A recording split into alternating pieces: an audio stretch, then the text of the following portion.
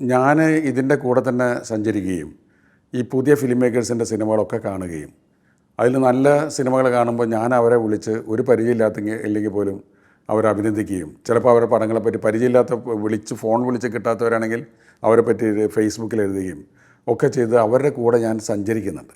അപ്പോൾ എനിക്കും അതിൻ്റെ ഒരു ചെറുപ്പം അറിയാതെ കിട്ടുന്നുണ്ട്. അപ്പോൾ നമുക്കൊരു എന്നെ വിസ്മയിപ്പിക്കുന്നൊരു സിനിമ വന്നാൽ ഞാൻ ഒന്നുകിൽ അതിൻ്റെ ഫിലിം മേക്കറെ അന്വേഷിച്ച് ഫോൺ ചെയ്ത് എൻ്റെ അഭിനന്ദനം അറിയിക്കും. അതല്ലെങ്കിൽ ഞാൻ ചിലപ്പോൾ ഒരു ഫേസ്ബുക്കിൽ ഒരു നോട്ട് ചെയ്യും, ചിലപ്പോൾ അവരെന്നെ കോൺടാക്ട് ചെയ്യും. അതിൻ്റെ കാരണം അത് വലിയൊരു ഇൻസ്പിറേഷനാണ്. ഞാനതിൻ്റെ സുഖം അനുഭവിച്ചിട്ടുണ്ട്. കാര്യം അന്ന് മൊബൈൽ ഫോൺ ഇല്ലാത്ത കാലത്ത്, ലാൻഡ് ഫോൺ മാത്രമുള്ള സമയത്ത് എൻ്റെ നല്ല സിനിമകൾ ഇറങ്ങുമ്പോൾ എന്നെ ഭരതേട്ടൻ വിളിക്കുമായിരുന്നു, ഹരിഹരൻ വിളിക്കുമായിരുന്നു. അപ്പോൾ നമ്മൾ ഒരു സിനിമ റിലീസ് ചെയ്ത സമയത്ത് വീണ്ടും ചില കാര്യങ്ങൾ അല്ലെങ്കിൽ അങ്ങനത്തെ ഒരു സിനിമ റിലീസ് ചെയ്യുന്ന സമയത്ത് ഹരിഹരൻ്റെ കോൾ വരിക, അല്ലെങ്കിൽ ഭരതേട്ടൻ വിളിക്കുക, നന്നായിട്ടുണ്ട് അതിൻ്റെ പടം, ഗംഭീരമായിട്ടുണ്ട് എന്നൊക്കെ പറയുമ്പോൾ നമുക്ക് കിട്ടുന്നൊരു ഊർജ്ജമുണ്ട്.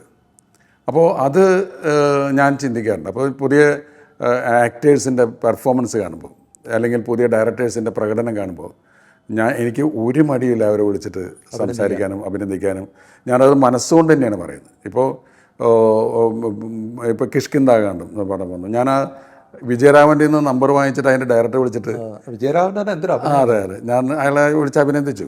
ഇപ്പോൾ ഈ അടുത്ത കാലത്ത് റോന്ത് എന്നുള്ള സിനിമയിൽ ദിലീഷ് ബോധൻ്റെ പെർഫോമൻസ് കണ്ടു, അന്തം വിട്ടുപോയി. ഞാൻ ദിലീഷിനെ വിളിച്ച്, ദിലീഷ് മെസ്സേജ് അയച്ചപ്പോൾ ദിലീഷ് എന്നെ തിരിച്ചു വിളിച്ചു.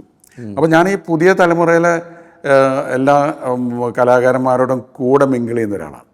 കാരണം എൻ്റെ വീട്ടിൽ തന്നെ 2 പേര് ചെറുപ്പക്കാരും ഉണ്ട്.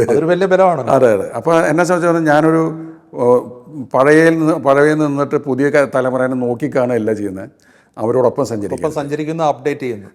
അപ്പോൾ അതുകൊണ്ട് സ്വാഭാവികമായിട്ടും സംഭവിക്കുന്നതായിരിക്കാം. ഇപ്പം ഞാൻ പറഞ്ഞില്ലേ, കുറുക്കൻ്റെ കല്യാണോ അല്ലെങ്കിൽ കിന്നാരോ ചെയ്തിരുന്ന പോലെ ആയിരിക്കില്ല ഞാനിപ്പോൾ സ്ക്രിപ്റ്റ് വർക്ക് ചെയ്യുന്നത്.